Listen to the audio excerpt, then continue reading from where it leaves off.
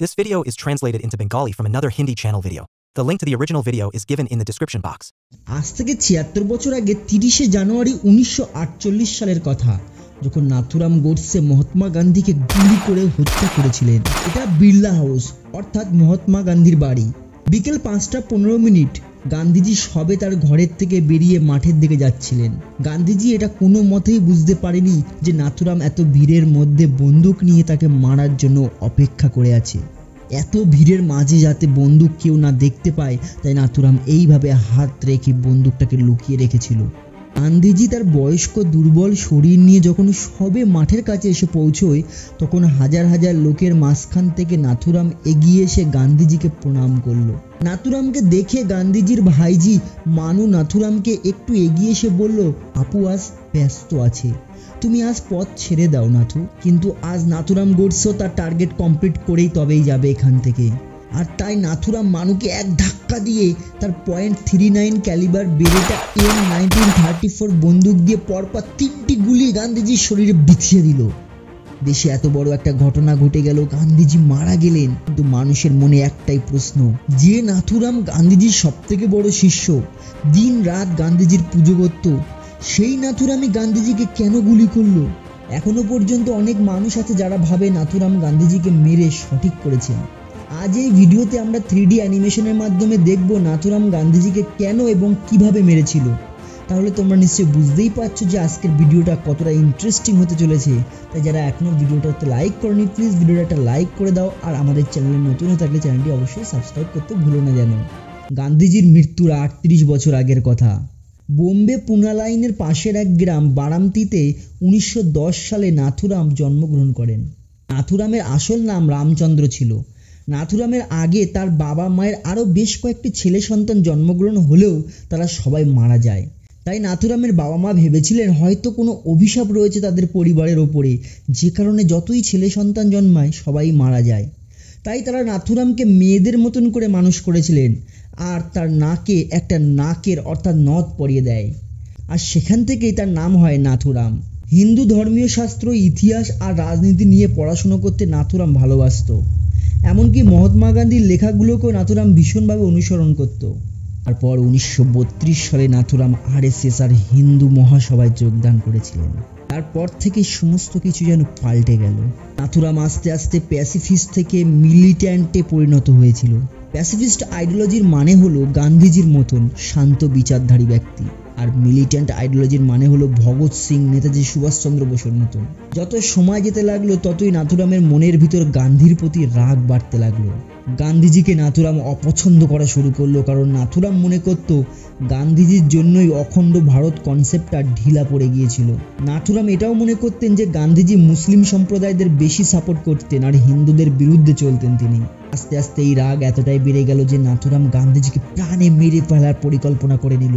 ১৯১০ সালে জন্মগ্রহণ করে ১৯৪২ সাল পর্যন্ত নাথুরাম গান্ধীজির ভক্ত ছিল, আর ১৯৪২ থেকে ১৯৪৮ সালে ৩০শে জানুয়ারি পর্যন্ত নাথুরাম গান্ধীজিকে ঘৃণা করত। ৩০শে জানুয়ারি নাথুরাম বোম্বে থেকে সকাল ৭টায় ওল্ড দিল্লি স্টেশনে আসে। অন্যদিকে হত্যার দিন গান্ধীজি প্রতিদিনের মতন সকাল ৩:৩০ উঠে পড়েন, আর ৪:৩০ সময় তার প্রার্থনা সম্পন্ন করে ৪:৫টার সময় আবার শুয়ে পড়েন।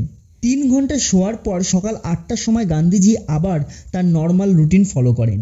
নর্মালি ওনার রুটিনে ছিল সকালে উঠে মালিশ করানো, খবরের কাগজ পড়া, আভার থেকে বাংলা শেখা, ব্রেকফাস্টে সিদ্ধ শাকসবজি খাওয়া আর ছাগলের দুধ খাওয়া। আমরা সবসময় দেখি গান্ধীজি মেয়েদের সাথে থাকতেন। শুধু তাই নয়, মেয়েদের সঙ্গে থাকতেন, শুতেন এবং একসাথে স্নানও করতেন। আসলে এগুলো সব গান্ধীজি তার ব্রহ্মচারী প্রমাণ করার জন্য করতেন। গান্ধীজি কিছু বছর আগেই ব্রহ্মচারী গ্রহণ করেছিলেন এবং তার ব্রহ্মচারী প্রমাণ দেওয়ার জন্য তিনি 3টি মেয়ের সঙ্গে সবসময় থাকতেন, তাদের সঙ্গে শুতেন, তাদের সঙ্গে একসাথে স্নান করতেন। ইনি হলেন মানু, এনার বয়স ১৭। গান্ধীজি থেকে ৬০ বছরের ছোট। ইনি গান্ধীজির ভাইজি। গান্ধীজির ভাইপোর স্ত্রী। আর দিকে সুশীলা নাইয়ার, পার্সোনাল ফিজিশিয়ান। ৩০শে জানুয়ারি ১৯৪৮। গান্ধীজির সারাটা দিন বিভিন্ন মিটিংয়ে কেটে গেল। আগে আপনারা এটা পরিষ্কারভাবে বুঝে নিন, গান্ধীজি এই ঘরের মধ্যে বসে মিটিং করছিলেন, আর রুমের এই সাইডেই খেলার মাঠটা ছিল। গান্ধীজি রোজ বিকেল ৫টায় এই মাঠে প্রার্থনা করতে যেতেন। প্রার্থনা সভা মানে সাধারণ মানুষের মাঝে বক্তৃতা দেওয়া। আজ গান্ধীজির জীবনের শেষ দিন, অর্থাৎ 30শে জানুয়ারি 1948 সাল। আজ ওনার শেষ মিটিং ছিল সর্দার বল্লভভাই প্যাটেলের সাথে। মিটিংয়ের কারণে উনি অলরেডি 15 মিনিট লেট ছিলেন।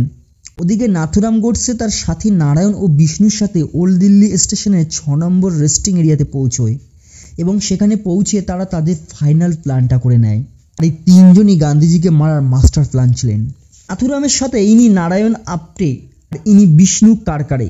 এই তিনজনই হিন্দু মহাসভার মাধ্যমে একে অপরের সাথে পরিচিত হয়েছিল।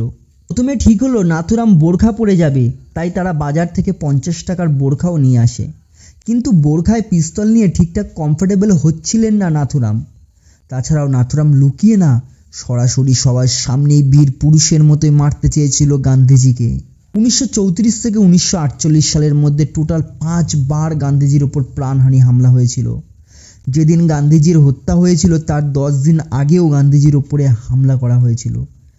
গান্ধীজির বারণ ছিল যে তার কোনো অনুগামীদের যেন পুলিশ চেকিং না করে, তাই নাথুরাম ও তার সঙ্গীরা পিস্তল নিয়ে অনায়াসেই বিড়লা হাউসে প্রবেশ করে ফেলেন। 5টা বেজে গিয়েছে। গান্ধীজি এখনও সর্দার বল্লভভাই প্যাটেলের সাথে মিটিং করছে।